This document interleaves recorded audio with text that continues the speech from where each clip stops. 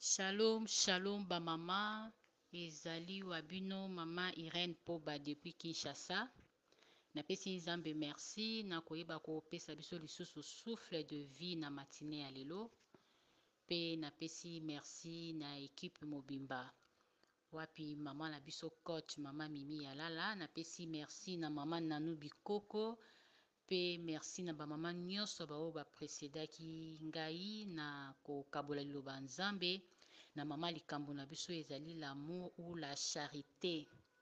Napesi pe merci mingi na mama Evelyne oyo azali bongo na bâton ya commandement mpona basacrifice na ye na ntongo nyonso azolamusa biso na bapriere ya kafu-kafu. Sans plus tarder tobondeli yawe nzambe nazongisi lokumu epai na yo. Monoko ezali ya ngai kasi maloba ezali ya yo. Nazala simple instrument oyo kokabola na biso na ntongo na lelo epesa un plus na moko na mosusu esika wapi bakolanda mateya oyo. Lokumu mpe nkembo ezonga epai na yo na kombo na Yesu Kristu. Amen. Oui, bien-aimé dans le Seigneur, na mama likambo na biso ya mois ya septembre oyo wapi tozali kolobela l'amour ou la charité. Nakei ko développer vraiment makasi na charité. La charité comme définition selon la Rousse eza bongo l'amour du prochain. La charité ezali bongo l'amour du prochain. Eza pe moko ya ba vertu chrétien oyo ezolobela biso oyo eza ko signifier ba bienfaisance, miséricorde, humanité. Pe toza na proverbe moko elobelaka biso mingi mingi. La charité bien ordonnée commence par soi-même. Nakokende koluka explication ya charité. De fait, être charitable eza kaka synonyme ya koyeba kosunga. Moto aza na lolenge ya koyeba kosunga, donc ya aide. Moto wana aza charitable. Ezali du fait ya ko assister, ya bienfaisance, ya bienveillance, ya bonté, ya complaisance, ya désintéressement, ya générosité, ya libéralité, ya pitié, ya secours, ya solidarité. Nyonso tu wana eza moko ya ba synonyme ya charité. Bien-aimé dans le Seigneur, tokei na Bible na 1 Samuel 19. Toyebi biso nyonso lolenge un moment donné roi Saoul Nzambe a rejetaki ye. Nzambe a rejeté roi Saoul. Nzambe a préparaki déjà David ayeba bongo kozala roi na kati ya Israël. Mais lokola David akolaki na makolo ya Saoul na kati ya palais royal, David ayebaki plan nyonso tu ya ndako. Et roi Saoul azalaki très jaloux ya ko estimer déjà que donc nga ndenge Nzambe a rejeté nga boye mutu oyo Nzambe ko remplacer ezali bongo David. Et ebotaki haine na motema ya roi Saoul. Abandaki koluka d'une manière ou d'une autre ya koyeba ko éliminer David pour que a régner te na kati ya engumba Israël. Mais tala na likambo oyo tobengi charité.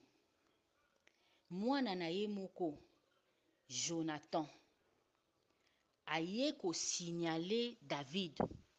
Aebisi David wana tokotanga ngo na Ancien Testament kuna wapi na 1 Samuel 19 na 31e verset. Jonathan, fils de Saoul, qui avait une grande affection pour David.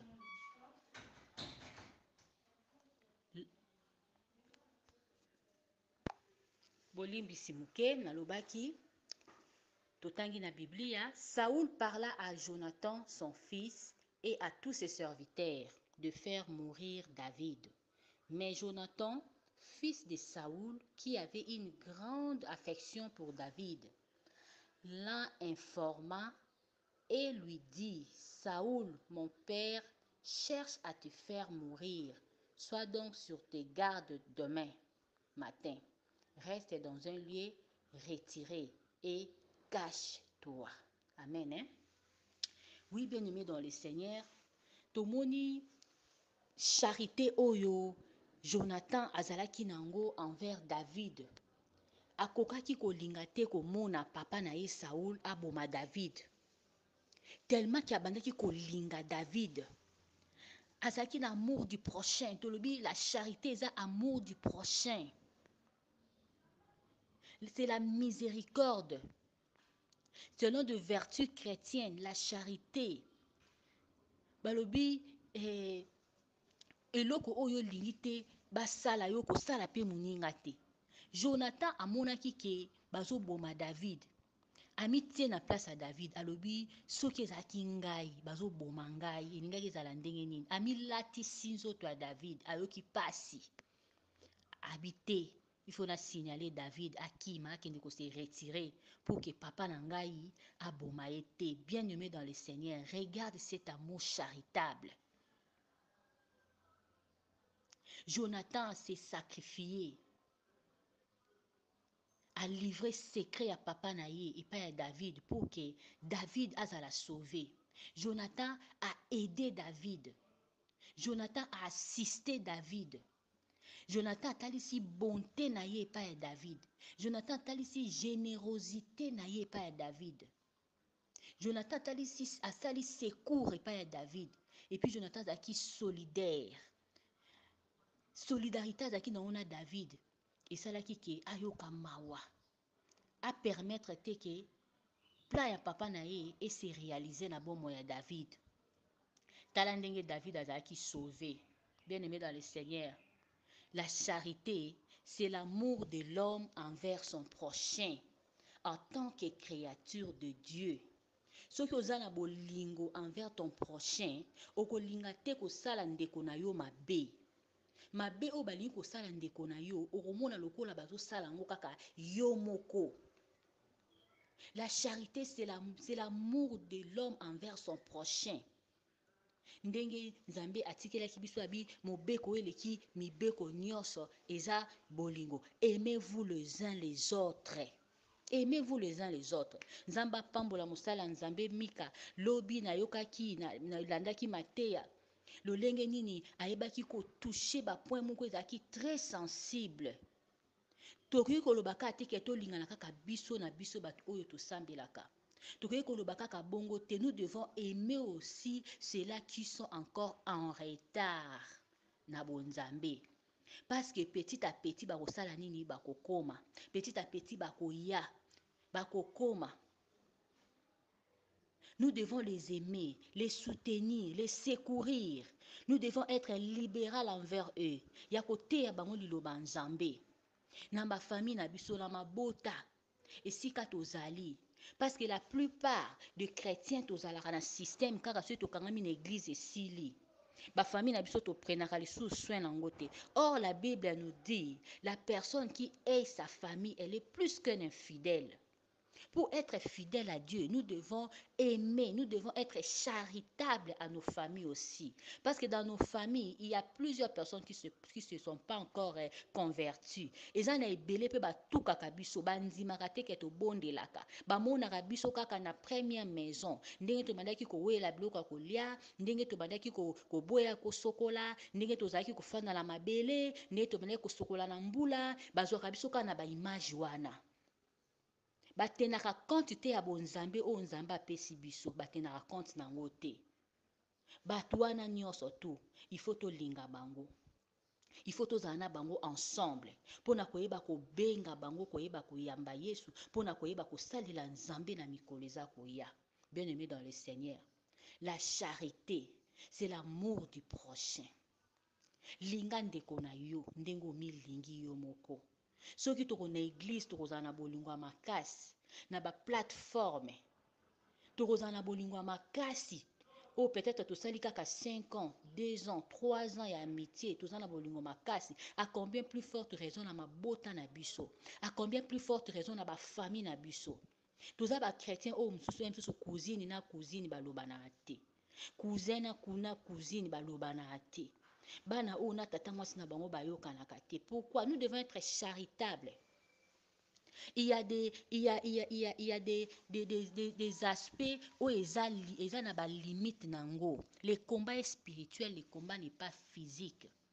Spirituellement, oyo aza abundisaka nga spirituellement. Mais ce qu'on moni na nzala, okoki jamais kotika ye na nzala. Cet amour, cette charité. La charité, bien-aimé, c'est l'amour de l'homme envers son prochain, en tant que créature de Dieu. Bien-aimé dans le Seigneur. Et Seigneur na biso to linga bandeko na biso ndenge toza komi linga biso moko. Mais la charité n'exclut pas la rigueur. La charité n'exclut pas la prudence. La charité n'exclut pas la prudence, bien-aimé dans le Seigneur. Parce que tu as comme large, tu comme faible, tu comme négligent, parce que tu il faut tous à la charitable. Non, non. La charité, c'est nous avons la définition en gros. Tomoni, synonyme à charité. Quand est-ce que nous devons exercer la charité? Bien-aimés dans le Seigneur, aimons-nous les uns les autres. Ce que moni muninga na pasi sunga ye. Sunga ndeko na yo. Jonathan azalaki na sens wana ya humanisme. Ya koyeba ya bomoto. Ya sens ya bomoto ya koyeba ko sunga. Ya ko sunga David. C'est totalement bien à cause de la charité. Il y a Jonathan. Jonathan n'a pas perdu ses bienfaits, bien qu'il n'était pas encore vivant. Mais son fils Mephibosheth a bénéficié de la charité à Jonathan, son père. David l'a reconnu. Dans le débat, David a reconnu Mephibosheth. Aïbaki ko récupérer Mephibosheth à cause de la charité. Bien aimé dans le Seigneur, tout ce que nous faisons ici bas et futamaka awa. Eza ne loko mongo te toyebi ko perdre na se na moi oyo. Eza lokola ba semence nde to lonaka ba graine après des saisons et sali nini eboti ndenge moko pe se tozo ko lona charité, bien aimé dans le Seigneur, et ko bota kaka mbuma, bien aimé dans le Seigneur, et ko bota mbuma, et ko zikate, et ko bota mbuma, certainement, et ko bota kaka mbuma. Yango wana vraiment, bien aimé dans le Seigneur, tous à la charité, tous à la batte oyo, place yo zali et sengo zali, mouta se sentir à l'aise, ce qui a mon yo, mouta se sentir à l'aise. Il y a des fois, nous les mamans, surtout de mamans, nous sommes très ferventes à l'église. Nous servons l'Éternel. Mais à la maison, ça ne tient pas. Dans nos maisons, vraiment, ça ne tient pas. Souvent, le mari, ils sont durs envers leur mari. Les mamans sont dures envers les enfants. Il n'y a pas vraiment la charité. Il y a une différence à avoir la rigueur. Il y a quoi éduquer et quoi instruire les enfants. Mais là où ça demande de la charité à la maison, il faut l'exercer. Il faut avoir l'amour. Il faut aider. Il faut avoir la bonté, la générosité envers les enfants. Parce qu'il y a combien de chrétiens, de parents qui ne rient pas avec leurs enfants. Mais à l'église, on est là pour tout le monde. Tout le monde te considère. Tout le monde t'aime. Tu es une bonne servante. Mais à la maison, tes enfants te craignent. À la maison, les enfants ont des secrets. Ils ne peuvent pas le faire sortir pour vous dire pourquoi maman n'est pas charitable. Non, bien aimé dans le Seigneur, il faut que tu aies total malam.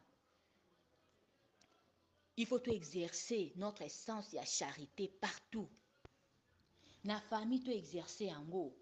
Na église, dans la grande famille, dans le lieu de service, bayebi biso ke toza ba chrétien.